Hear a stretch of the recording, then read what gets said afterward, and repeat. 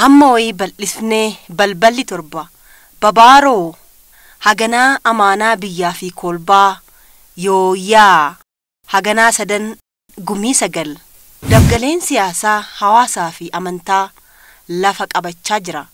Barri nagayaa yedduu alaabduu weestuu fi haloo akkam jirtu yeddu gala gadaa fi ayyaanaa daamaa daaraa fi boonsaa hangamuu hin fagaatu abbayyaan gamaa fi gamana warri wandoo shiilloo fi ottu galchumni nagayaa. Abbaa uraagaa maatti fi hokkuu finni aanna gujiin gurraachi nageenni badhaadha jenne. Gujiin dachee qabeenya uumamaan badhaate lafa albuuda garaagaraa warqee shaakkisoo fi adoolaa bosona uumamaa baddaa magaadaa paarkii naccisaarii kanneen ka'an keessaa muraasa. Ummanni Oromoo Gujii horsisee bulaa fi hamma ta'e qotachaa ummata isa keessaa fi naannoo isaa jiru waliin jiraata. Keessattuu hawaasa Booranaa Geediyoo fi Sidaamaa waliin horanii walitti dhibaa'aa fi dhibaafachaa walitti lallabaa waliin lallabachaa gumaa fi gumii waliin yaa'aa har'a gahanii jiru Gujii waliin. Ummanni Oromoo baroota darban keessatti qabsoo diddaa gabrummaa gita bittootaa wajjiniin taaseen barri dheerates kan irraanfatamuu miti. Mootummoota Minilik, Haayila Sillaasee fi Dargiitiin daran sarbamee jira Oromoon. Bilisummaa lammii isaatii fi biyya isaatiif jedhee du'ee jira, qaamaa hir'atee jira, biyyaa ba'ee jira. Duula Oromoo cabsuuf taasifame Oromoon Gujii nyaaphaa fi diinaaf otoon jilbiiffatin aarsaa ta'ee sirna Oromoo duree gadaa fi aadaa isaa waliin kufaatii ka'ee asiin ga'ee jira.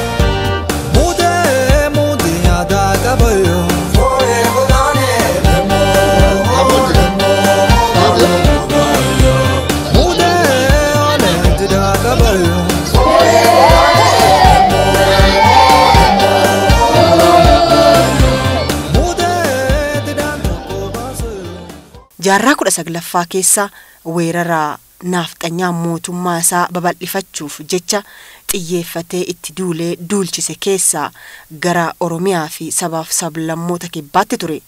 Haaluma kanaan bara 1880 keessa waraanni nyaaphaa meeshaa yeroo sanitti hammayya jedhaman kan akka qawwee labanii waajirgaa yookiin waashtiraa mintoofii fi kan kana fakkaatan qabatee Oromoo Gujiitti duule.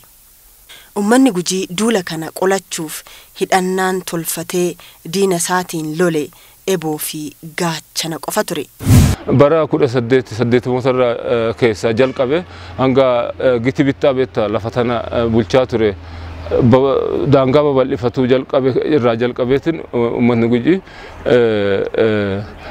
qabsoo godhaa ture. Akkuma lafa Oromiyaa guututti yeroo san babal'ataa turan expansioni isaanii babal'inni isaanii guddaan gara kibba Oromiyaa irratti ture san keessa Gujii fi Boorana dabalata.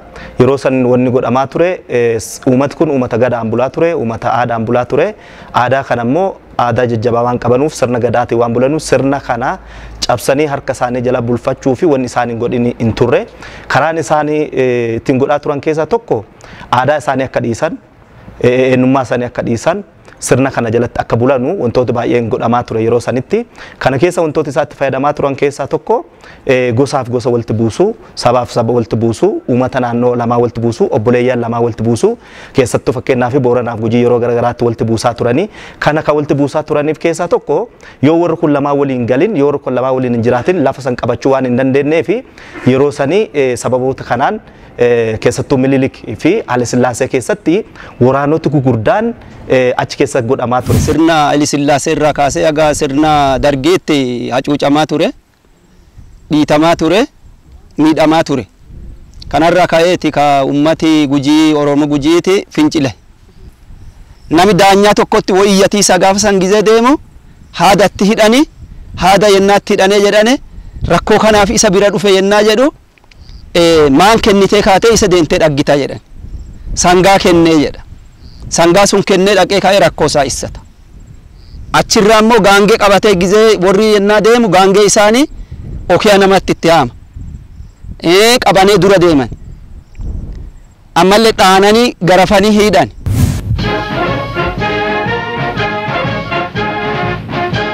Barmaatileen humnaan mootummaa jijjiiruu fi mootummaa ta'uun biyyattii keessatti jiru bara 1966 gareen bicuu loltoota hoomaarraa walitti dhufanii akkuma sibiila qabatanitti qabsoo ummata mirga isaatiif ture jalaan hulluuqanii dargii jechuun aangootti ol ba'anii. Dargiin jalqaba irratti ejjennoo fi tarkaanfii fudhachaa ture. Mootummaa warraaqsaa yookiin mootummaa tarkaanfataa fakkaachuu malus gara mootummaa faashistiitti jijjiiramuuf yeroo itti fudhanne. Qabsoon gaaffii mirgaa fi bilisummaa micciiramee harka dargii galuusaa baruuf ummata Oromootti yeroo hin fudhanne. Yoosuu qabsootti galee ummanni Gujiis miidhaa fi miicaan dargii daran itti cime. Eegaa mootummaa Haile Sillaasee kufeen duuba sirna dargiitti dhufee sirna dargii kana keessatti warra abbootii lafaa deebitee kaatee mootummaa yeroo isaanii qarshiin bituudhaan akka uummata bebbeekamoo akka dhumatan akka isaan qabaman akka isaan dhaaman akka isaan dararaman sochii guddaa godhaa turan. Kan ammoo uummata addunyaa irratti calliseen qabsoo finiinsee turte ture. Seenaan kun seenaa yeroo dhiyoo raawwatee fi seenaa ilma namaa irratti raawwannee ilma namaa jiraatti fuudhanii iddoo tokkotti yeroo itti sanyii mancaasan kan turee fi seenaa gaddisiisaa bilisummaa guyyaa har'aa dhufe keessatti kitimaa jarri kun kaffalee darban yaadatamuu qabu bu'uuraan yeroo ilaallu jechuudha.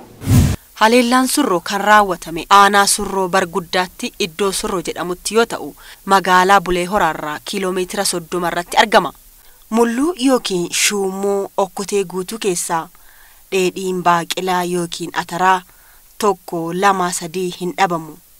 Wareegamtoota tuullaa Surroo keessaa rasaasa akka cabbiitti itti roobsamuu fi abidda jahannamaa fakkaatu keessaa baraaramanii lubbuun har'a gahanii jiru gaafa nuun jedhani ani nan dadhabe amanu. Namoonni waaqni Gujii gurraachaa eenii lubbuu itti horee umrii dheeresse ni jiru. Mee nutti hasaasaa jenneeni. Bara 1967 dhumaatii lammiilee keenya 360 ol ta'an irratti raawwatame. Kanneen isarraa hafan maanguddoolee jaarolee waliin jirra. Hanga dhumaatitti ni waliin turaasanii jenna. Maanguddoo mee araddaa tanarratti bakka kanatti maaltu raawwatame? Himiisi nun dhibu. Qarammoo akka bulli qaba qanna kaniiti miira dhiqe. Gujiin akka bulli qaba. Qarri eeb. Simaayaa si baay'ee eebbi. Bargu chala gaya wodha gunu godeti waaqa gooroo duddaa bargu. Waggaa sana cufa nagaa wodha gunu god marri jiidhaan kun. Dhuftaniin beektanii araddaa kana? Egaa gaafasitti iyyuu gadhaan kiyya akka baallatti na aaseen fedhu. Gannamee? 40 fi 2. Konsolatti ifasii beektaa. Mee maaltu ta'e akkam ta'e mee nutti himaa? Karaa kana dargiin dhuftee maaniif karaa cuftaneettanii tokkochi keessan akka oollee jedhanii nu yaamanii asin nu baasan. Maaf yoo baan awraajaa yoo dhufu waradaa agar maaramii haburji gamaa yoo dhufu daanyaan ta'e duuchaa yennaa addee tana qophaa'ee karaa duute saniif gaaffii baasu. Lafa Surroo Barguddaa kan jedhan tana egaa haroo booraa egaa bakakkoo egaa eessaa egaa sinji duuchaan baana. Baanee nuti immoo qulqulluu jennee waraqata qulqullinnaallee fudhannee baana. Namni manatti hattanillee nama karaa cufisan. Namni mallee mana cuttanee baatanii dhokattanillee nama karaa cufisan. Tokkocha hafina asii baa jennaan hafina baan uumamaa balleessineen jirru karaalee cunneen jirru jennee asii baan. Qawwee fidaa jedhan warra kanallee horii nyaannu fidaa jedhan horii nyaataan namni gariin keessaa fuudhee baay'ee horii isiniitiin jedhanii yaa'an warri kun achi qabaman warra achi qabame kaa ude warri horii baay'ee kuuriin deebine adii irra dhaqatte nama 369.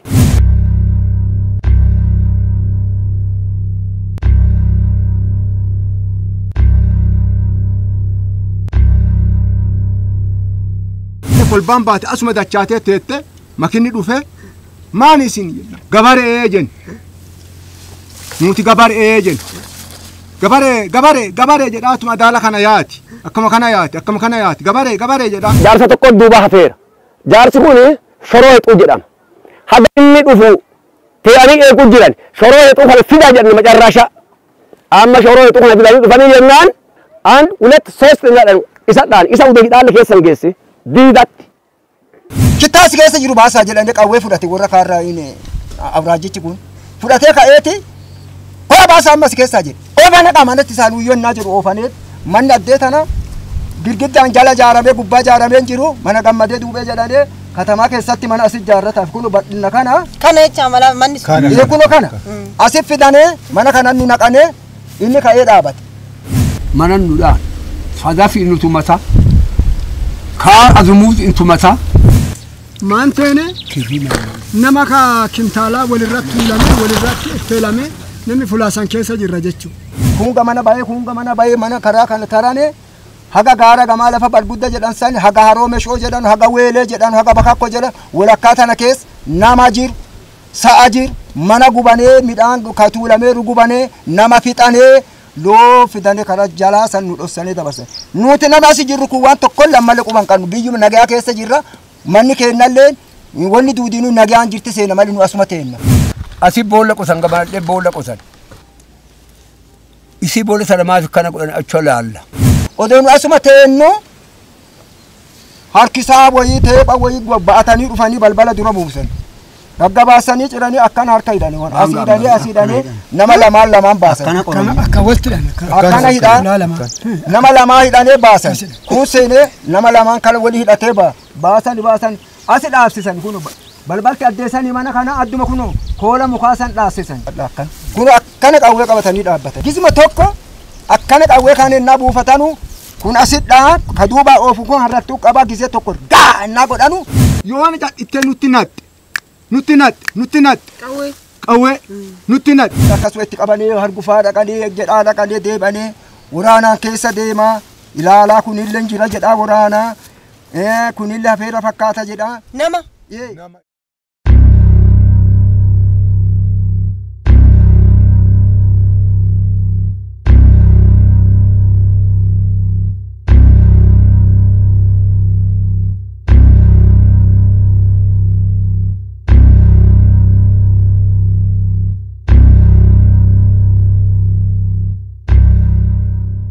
Hobba'anii jedhaa hobba'anii jiran ammallee jiran kunooti ammallee jiran jedhaa waraanaa akkasuma godhaa dhaqanee itti akkanuma waraansatti jiranu balcaq akka dhoqqee gisee godhanu habalak jedhee yoo lafaa kaa'u addee kana dhootti jige yoo jigee amma jedhu kan jigee namni narra amma bacaan namaa qaata waraaname akalooni gadoodaa narra gangalate haga kanaa gadi duudii narra bu'e karaa tachuudhaaf akkuma ta'e wixiraadhee jalaa ka'ee habalak jedhee ka'e yoo an ka'u luqqee tana na dhootte jige ammal yoo an jigu kolbaantuu amma namuu humbuluqee narra deebi'e akkana hirkadhe gonkolaateen narra dacha'ee asiin na dhufe amma hafuura kana na kutaadhani jedhee akkanuma qabadhe. Hindheessi lafa kana tuulanii rabbacaa makinaan fidanii bubbuufataniiru. Hindheessa kaan nu gubbatti tuuluu jammare. Qoraansaa akka makinaan fi aaranu nu gubbatti tuulan. Buuyyoo manni kun addeessanii mana qoraattee maggarraa ka jedhan sani mana san diiganee buuyyoollee fidanii gubbatti tuulan. Ibiddatti qaban.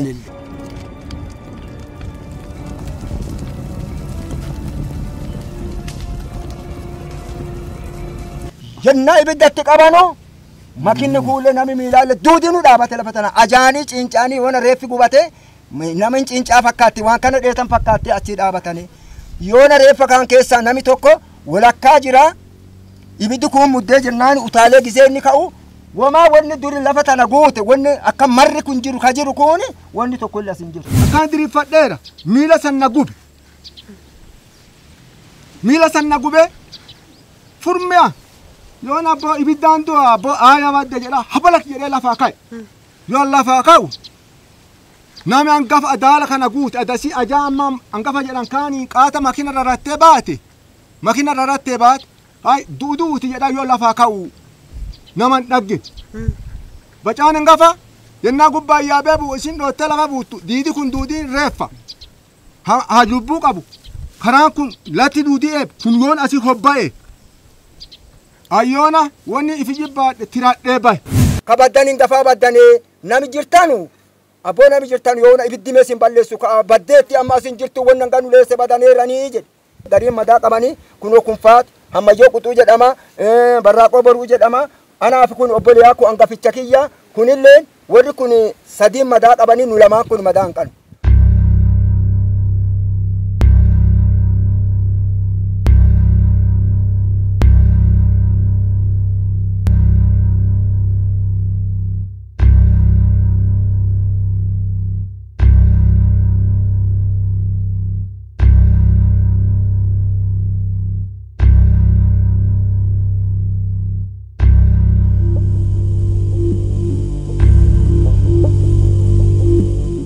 Kakate jala bahe hin jiru.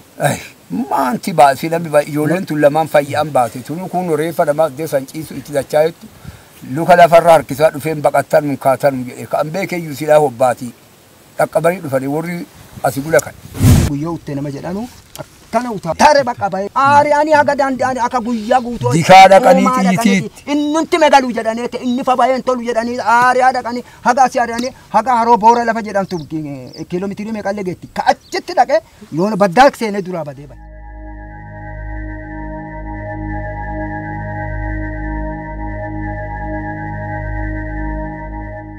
Kagizee qoraan cassanu kagizee ibidda gabbisanu ani hin beeku gizee sallaafeera if hin beeku gizee nami ka'eeru macarrashaa gula ka'uu danda'e. Abbaan kiyya siddu'e akaakoon kiyya siddu'e akka malee natti dhagahama inni margi kunillee ka waan reeffa namaa na fakkaata ammallee. Nama amma ijoollee amma lakkoofsaan xiqqeessan isi reefi lama gaafa gooroo tanan dhoggate kan mana kana keessan laakkan callaa himanii kamuyyuu ni maatiin badde. Nama beekamu. Naqitti jeesanii nafa ilaa kana qorqoorraanii muranii intala bantii jeesanii quttoorraa ciranii maaramii fuudhan. Akkana tolchanii warri barbaadeesse nama. Namooti yeroo san beekamoo ta'an nam 36 gara Sooyyaa Burjiitti gaafa onkoleessa turbaa qabamanii haga onkoleessa 18 eegas tursan duuba halkan fuudhanii Burjii gamatti Sooyyaa Burjii gamatti achitti fixan. Sakkeessa tokko akka carraa ta'ee tokko obboleessa kiyyaadha. Walitti qabanii loon keessan fudhatanii tokko loon marroo fudhannuu fedhee hin qophoonnetti jedheetuma dhufe walitti qabamne mana citaattiira gubbaadhaan sharrame achitti naqane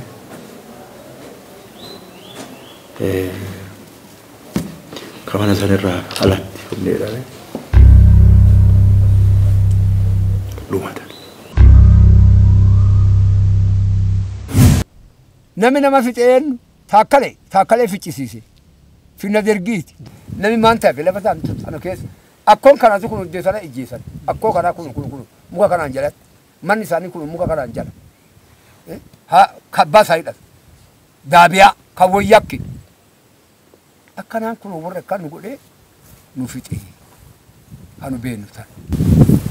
Biyyaan baay'een keessa. Macaasii gadhanna hammaataa keessa narraa goggooftu. Wanni waan sida akka iyyanii lee sidaa namaan deebitu. Wanni surra irratti hojjetame addunyaa irratti taateen beektu kan gurraan dhage takka tuyyu waan Jarmanooti Israa'eloota irratti Auschwitz lafa jedhamtu keessatti waan Jarmanooti naaziin Jarmanii jechuudha sirni naazii hojjete yoo taate malee seenaan san fakkaatu biyya tana keessatti dalagamee hin jiru.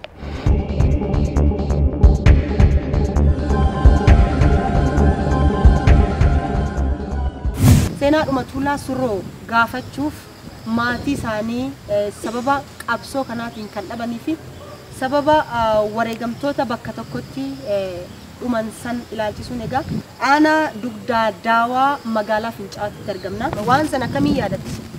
Maan balleesse jedhuun? Waan tokko balleessaa waan tokkoon qabu waan kana balleessite hin jenne qabuu malee warri. Abbaan kiyya durii fi namaan dura deemaa du'e. Nama kiyyaaf hin du'aa, nama kiyyaaf hin mokkoraa, nama kiyya dura du'a jedhe. Areeroo dullachaa niitii rooba madharaa taakkileen baruu dhufa akka itti ta'etti dhaggitu mal inni hin qalanne jedhe.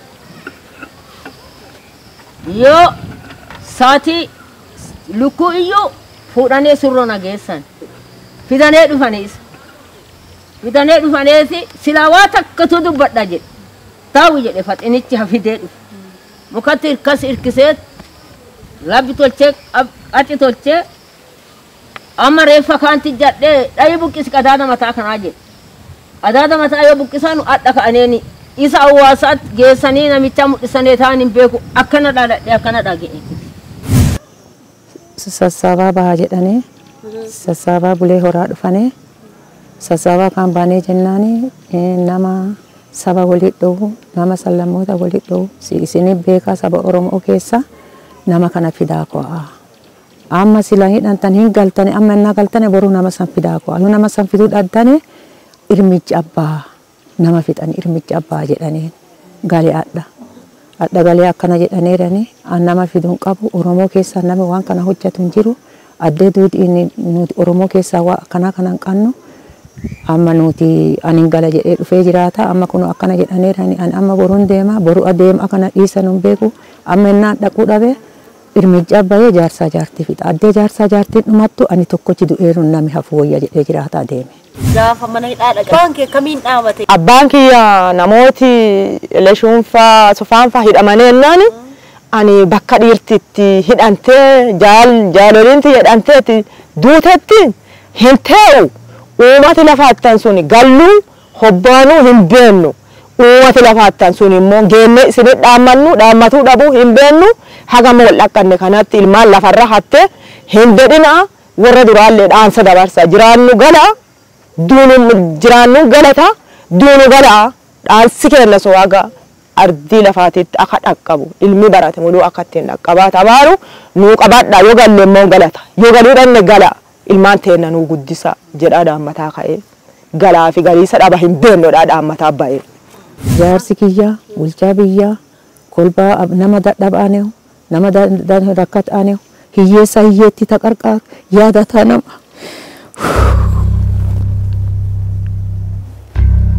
Hojii fi lakkise tolcha fi lakkise kolbaa xiyyaa fi jedhe akkana xataa xaramaa nama duutii too bulchuu.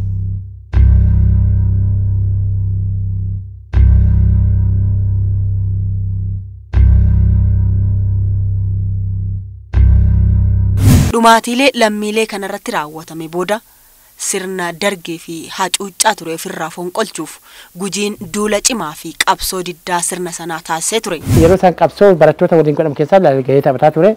Eega isaa dhumatanii ammoon eega warra keenya fidhan duuba ammoon kaasaa cirsaadhaan nama beekamutti jira. Inni nu qajeelcha ture.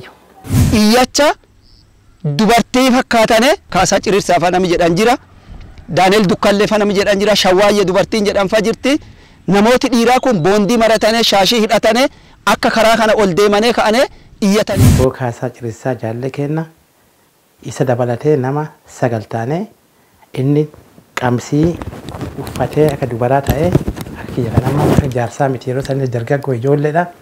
Ta'u malee nurra caalaa waan beeku lafallee beekaa namallee beekaa karaallee beekaa qamsii uffatee ka'ee akka isan beennee fi manaxirii godhatee ka'ee asiin karaa shaakkisoon haga adoola haga baasaa karaa saniin deemnee achiin haga finfinnee cufa haaluma amma uffate kanaan achiin nu dhaqqabsee ka'ee achi iyyannoo deemne. Sababa kanarraa hammaanne karaa lama baane. Karaa tokko iyyannoo warri gariin gara mootummaa deeme. Nuti immoo fotonne atoo achiin jedhin duddaa daawwa'a oddo ogoora'o gujiin baafate akkanaan deeme. Yoo deemu karaa kanalleetti immoo rakkoon dhaqqadde ka beelaan du'e ka dheebuun du'e ka galaanaan du'e ka nyaachaan du'e ni argama baay'inaan. Yoo deenu akkana jennee biyyaa deenu. Eessa teenna waan jennu laallee mana laallee qa'ee laallee dhiin laallee ijoollee laallee galtuu namatti hin gallu jennee akkana jennee kaan. Quncee mukaa muranullee waltiin taane nutti galan malee nutti galtuu biyyaan teene henne biyyaa baane qafa bansa. Haa taatu darinee amma eeguma Sumaalee seensaa qophoon keenyaan nama nurraa kuttee nama miila duubaa nurraa kuttee nama 800 qaddee Itoophiyaa kennite. Leenjii ji'a 5 fudhanne baane waraana 900 aandanyaan atti bayeen birree rooba akka jedhamu kanatti ana bayeen 900 baane. Ammoo qawwee namuu hidhateera waan dhufe ofirraa dhoowna jennee namuu guruppiin qawwee hidhatee eegata yoo nu ay ejjeesan inde akkamiin isa tokko callaa ejjeesarre nami likkii qabaa jennee qofa isa ejjeesane ka'ane gizoo san fuudhane ka'ane nami gariin tikikkili dhaggine irra jedhee nuti didanne jennaan nami gariin gizee isa fidan san dhaggine jedhee akkanaan ejjeesane lolli yoona isa ejjeennaallee lakkinne taakkileeni nama tokko nami kenna nama 500 jaageewu jedhaatuma lolan oduma lolanu kan cuuf barguddaa kan duudille lola sarratti naaf abbaate Booramaa dharroo jedhani innille gaafasi du'e warri ku ammallee jira warri korneeli ta'e gale lolli ku odon citini milishaa malammalane yoona milishaa malammalane milishaa gosa cufa keessa baasane lola kaani ifirraa deeffatte dargeeni kana duudii dhufane kana erga kana katamaa kana cufatte namni likkiin qanne lolarra dhumate gardeenu inqannu gardhan gollaallee biyyaa baana jenne karaa Soomaalii kan biyyaa baana eessa kadhan injiru nami du'e haadhotiin mataa muratte egaa kolbaa tanaa geetti haadhotii tana keessa ta'uu hin dandeenyu abbaa ifijjeessuu hin danda'u biyyaa baana jenne gara Soomaalii biyyaa baana uda fulaasan hin geenne nama gara 60-70 ga'u bisaan nurraa fudhate bisaan sallee fi gara itti gallu waan hin jirreefi deenne biyya Soomaalii san hin baane qawwee Soomaalii san kadhanne irdaataa isaan kadhanne isaa irraa deebine warra dargii isani ta isa Soomaalii nu keessa hin jirre mataa kenna warra sani haga dooloo lafa jedhu nu beektan haga achi aane dhunne asiin baane galaana kana haga mudhii tanaa duutii deenne aane. Ega si gaafuma gaafaa wal gula baa taatu gallee akka dansaa lolle loli keenya ganan jedhamu gaafa akka lola baay'aafa waraani 700 duulee asiin atta dhufe nama 60 bichi aggale hin beekani seenaa beekamu nama 60 aggale namni 640 bakka itti feecha yoo mootummaa lamaan hin ta'in immoo hin se'u waan akkasii 60 bichi aggale ajajaa boora sanii amma tanallee bulee horaa tana waliin qubanna kaa gaafsanii milishaa. Sirna dahoo gochuun namoonni aangoo isaaniitti fayyadamuun namoonni kun akka dhuman taasisan keessaa tokko Taakkala nama jedhamu yoo ta'u Taakkalanis mootummaan murtee du'aatti murteessuun akka adabame maanguddoonni ragaa ba'u. Amma Taakkalee firdii kennane reedoon dubbatte jechaa oduun nuttee diqqoo hinnaa jedhanu soba dubbiin jedhan ennaa nu diqqoo jennu loo odotissinu dakuma surroo barguddaa ka addee Tuulaa Surroo san loon koottaa Taakkaleen ennaa kana deeme nami caqqilallaa Sumaalee deeme nami Sumaalee deeme hidhatee loluulee jammare amma isaan lolliku isaan cinqe fakkaatti Taakkalee isinii fi ejjeesaaranii dhufaara baaddee santi jedhaan ay sobi hagaa tokkootu gaa jenne nuti daka san jirra daka addee Tuulaa san daka san loonti sana gaa tokko soddanee fixxane amma kan yaantanu maan jenne nuti achilleen dhan odoo nun dhaqini Gujii asii qilleensoo kun eebbalaa kun kabbadee ala keefa yaa'anee fidanee kaasaan fa fidanee nami tokko biqqi jedhee mudhateera achitti isa waraqata isaa firdii abbabanee ejjeesane fuudhane yoo makiinni ka'u makiinni dhaabanu makinaayyuun dheenna karaa makinaatu ittiin dhiyaannu karaa makinaayyuu makina dhagginelleen dheenna. Amma gaafa dargiin kobollolu bakka baasaa keessa nuut akkasiin gallee baanni ba'urra gallee mootummaa kanatti dabarre jecha. Gootawwan seenaa kanarraa hafanii fi maatiiwwan isaaniitiif gama mootummaatiin deeggarsi akka kennamuufis gaafatanii jiru. Wama tokko iyyuu qabu. Wama tokko iyyuu qabu. Sa'an qabu karrilleen ama fixante wama iyyuu haganni du'e iyyuu karra guddoo horanne ilmee mali. Nuti waan nu godhane amma tokko illee hin jibbi. Eega guddanne nu biraa baane bakka nullee addee barbaadan. Addee barbaadanne ennaan jaartiin tuu yeroon duuba mootummaan sulle bulchaa dhaqee dadhabee ennaan bakka jaartii tanallee fudhadhee fi bira deebise. Fudhadhee fi bira deebise amma jaartii sin gaafattan tulle waan rarragaa natti fakkaatti. Lammana siin bultuu fi akka siin bultuu fi akki jiruusi jiruu nama gaafatanullee mati jaartii tana qabadhee amma waliin qoraa ittiin cassaa.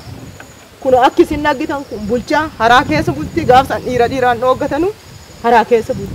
Dhageetti kanunaaf fiselli nama ka amma nu dubbatulli nama idoo fulaa bullu tokkolli lafa fichaa daansaalee nuu kenne idoo dee bullu gosee daansaalee nuu jaare waan kanallee fe'anulli namni amma qusulanyaan kun fa'a naafiyaa ukun wuma silaa inni nuu kenneen feenaa mangittii fi waaqi tokko nu kana feena. Nami tamaari adda ammoo waan san faana qoree maanti eera obboleeyyan kenna gochi kenna zariin kenna maanti eera jedhanii faana san qoranii adda dhufanii nu gaaffii jiran harcaa ammoo hanne kan adda nu gaafachuun kuni taphaa fi moti kanaaf nami dhalate marroo maaniitiif marroo baratee wadhaggeef marroo nami barate ifi beekuuf du'allee beekaa jiruullee beekaa qabeenyallee beekaa dhabeenyallee beekaa yoo horatelle akatti gurguratu beekaa akatti horatu beekaa akatti bulu beekaa nuti kana wallaalaaf gaafa qarahanne warri amma beekee waan kana harkisee nuu fidee dallaa kana jaare kun dallaa kana keessa maan nuu hujinnaa.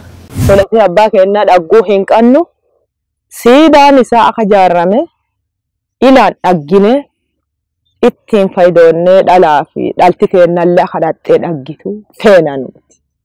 Seenaa Oromiyaa keessatti namoota Oromoo baay'een bakkoota garaagaraa keessatti calee calanqoo irratti harma mulaa ayyoolee bakka baay'ee keessatti namoota baay'een aarsaa kaffalaniiru bara sirna sanii keessatti bakki kun bakki Tuulaa Surroodhaan kun bakka seenaa Oromoo keessatti irraanfatame bakka gammaa awwiltiin qabne bakka ammaa akka mootummaa naannoleetti akka naannoleetti uummati dhalooti bakka hin beekne waan ta'eef dhalooti bakkoota akkasiin akka jiran bakka akkana kana dhalooti beekee tumsa kennee muuzeemiin achitti seenaan akka barraa'u akka dokumentariin akka hojjetamu akka muuzeemii gurguddaatti achi ijaaramu karaa mootummaallee karaa uummata naannoolleen dhaamsa dabarsuu barbaada. Ammaa tana kolleejjii akka achi nu ijaartan waan biraa lakkis hospitaala achi keessaa akka nu ijaartan karaan kun akka karaan guddaan nu qabu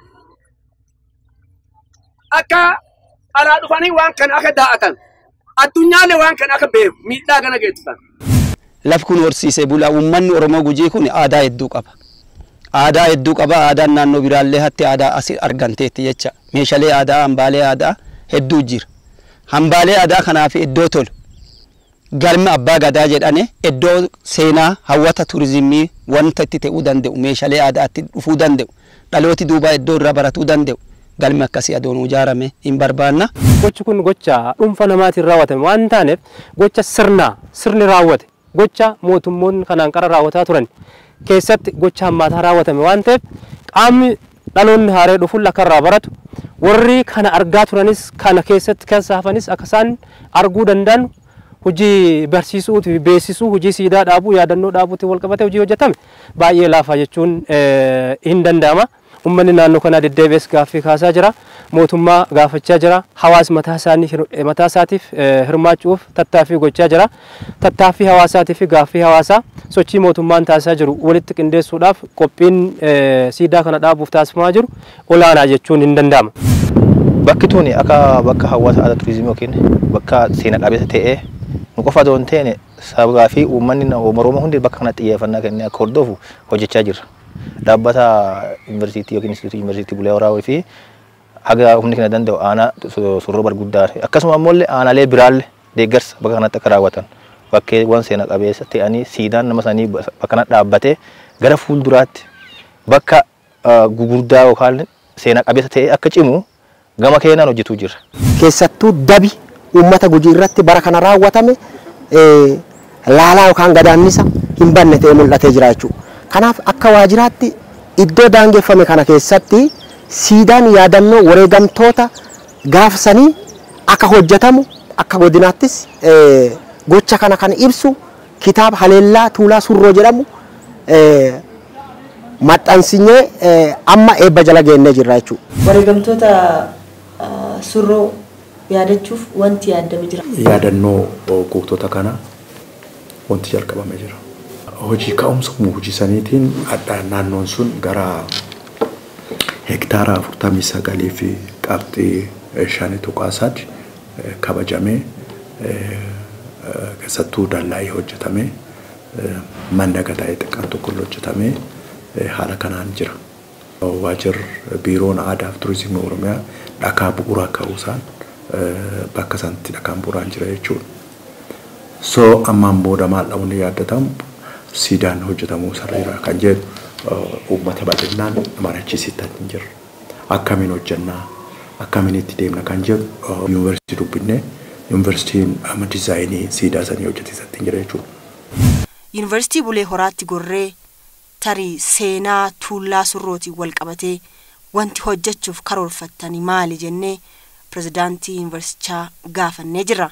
Nuti akka dhaabbata barnoota olaanaatti immoo kan qabnu beekumsa waan qabnuuf beekumsa qabnu sun keessattuu beekumsa injineeringiidhaan wal qabatu kan nu bira barsiisonni waan jiraniif hayyoota kanarratti hirmaachisuudhaan dizaayiniin siidaa tuulaa surroo sun qophaa'ee akka gaafa dizaayiniin sun hojjetamee dhumeen booda immoo hojiirra ooluutti hin danda'u qaamota laallatuuf dabarsinee kennuudhaan sana boodaas hordoofiif deeggarsa taasisuudhaan gumaacha nurraa eegamu hin goona jenneeti kayyaan kanaaf isaa wal qabsiifnee keessattuu tajaajila hawaasaa ka jedhu sana wal qabsiifnee akkasumas bifa qorannootiin kana lamaa walitti qindeessineeti jechuudha.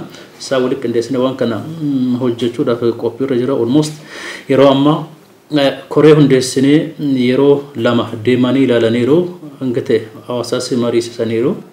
Mariisaniirras galtee hanga ta'e arganneerra isa arganne sana sirriitti immoo xiinxallee karaa qabsiifnee maaliif siidichi gaafa hojjetamu siidaadhuma jedhamee hojjetamuu qofa osoo hin taane kan barbaadamu sirriitti haala qabatamaa yeroo san ture kan ibsuu danda'u sochii hawaasa gaafas taasisaa ture ummata akka odeeffannoo qabutti sobaniiti kan walitti qaban waliin mari'annaa koottaa jedhaniiti.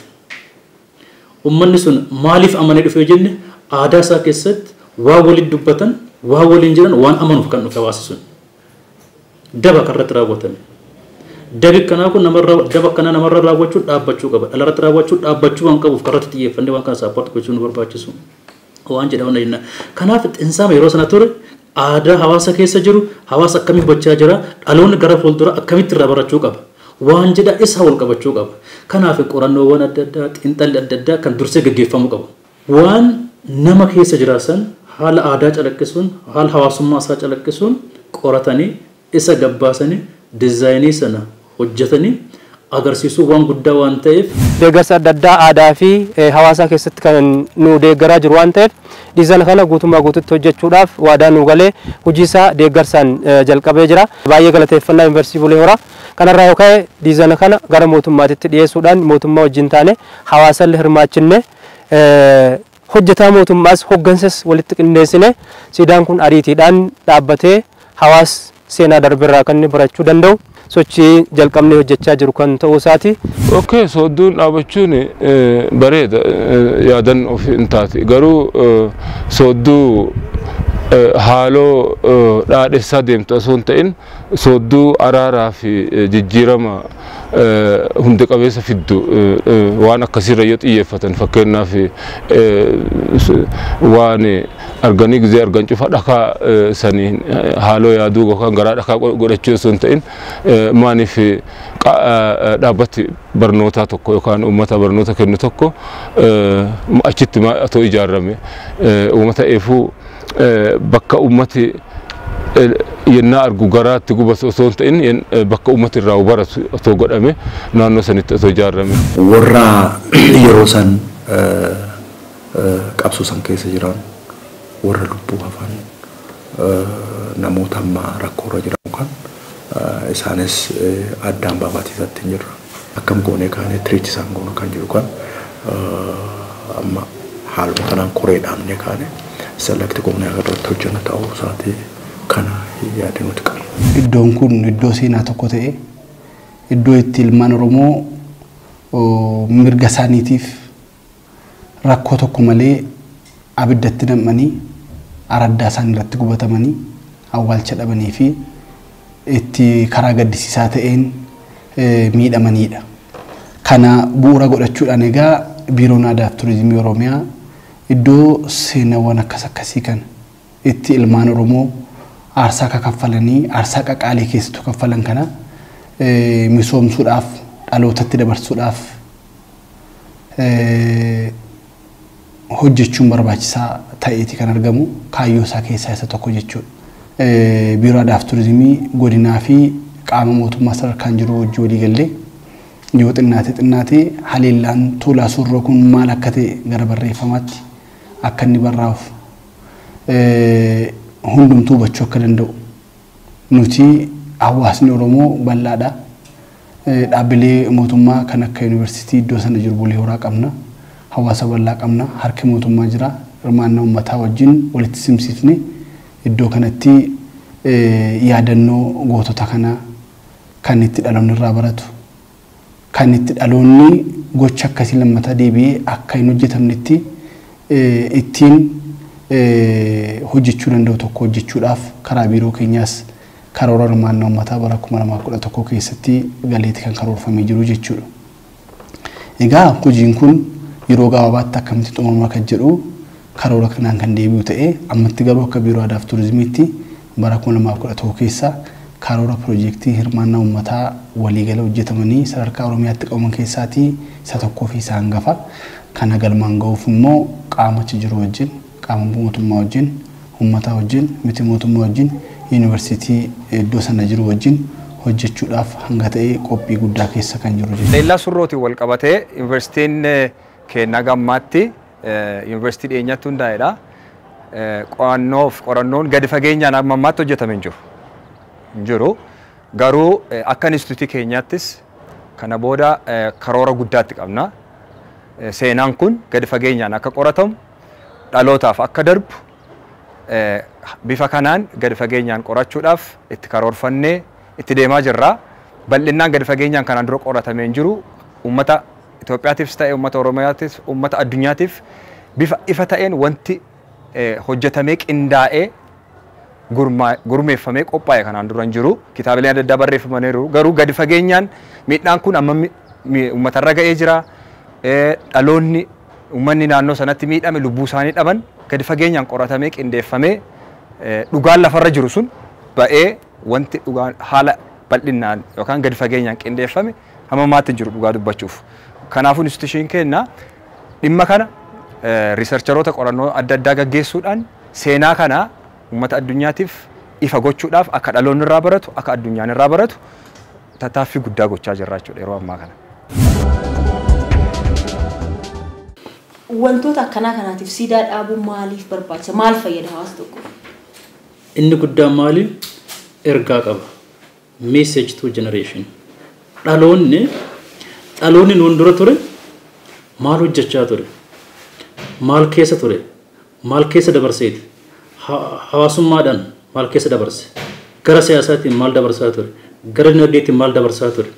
Isa san dhaloonni inni guddaan hafteewwan isaan gaafas hojjetanii lafarratti hafan sadarraa kan barnoonni guddaan argamu. Qoratamee bira gahamee dhaloonni sun hawaasummaa isaa maal fakkaata ture? Dinagdeedhaan maal fakkaata ture? Qaroomni isaanii maal fakkaata ture? Akkamitti yaadan turan? Maal gochaa turan? Waan jedhaa yaadannoodhaaf. Yaadannoon sun achi taa'ee ergaa dabarsa. Kana ture. Kanarraa kana baradhaa. Inni guddaan ergaa guddaa dhalootaaf dabarsanii dhalooti irraa barate akka dhaloonni sun haqa isaatiif falmachaa ture, mirga isaatiif falmachaa ture, miidhaarra turte ifirraa hambisuudhaaf gatteenyee waliin mari'annee rakkoo jiru ifirraa furreeti karaa nagaatiin rakkoowwan jira hundi hiikamanii misooma keenya ariifachiisuu dandeenye jedhas kan abdii qaban turan isaan. Abdii sanatti argadhaame. Maaliif sirni yeroo sana ture sun ummata ofitti fudhatee ofitti qabatee dheebuu hawaasa misoomaaf qabu sana galmaan ga'uudhaaf qophiin turan. Hundumaan hacuucii abbaa irree ta'e sirna abbaa irree waan ture akkasitti kan dhiibbaa irratti geeggessaa ture waan kana ofirraa falmachuunis jira. Kanaafuu dhaloonni kana booda dhuftan sun kanatti kana ta'ee darbe isin immoo irraa bara hojjechuudhaaf inni guddaan barnoota achirraa argame dhaloonni achirraa barateet tarkaanfiitti aanuuf karaa isa bara dhaloota isaa keessatti isa eeggatu sana deemuudhaaf akka inni danda'u haala mijataa uumuudha waan jedhaatti kan yaadachuudha garafatu. Qophii keenya seenaa haleellaa Tuulaa Surroo irratti xiyyeeffatuun hojjanneen nuti kana dhiyeessinee jirra. Wareegamtoonni kun seenaa fi uummata Oromootiin bara baraan ni yaadatamu. Horaa bulaa.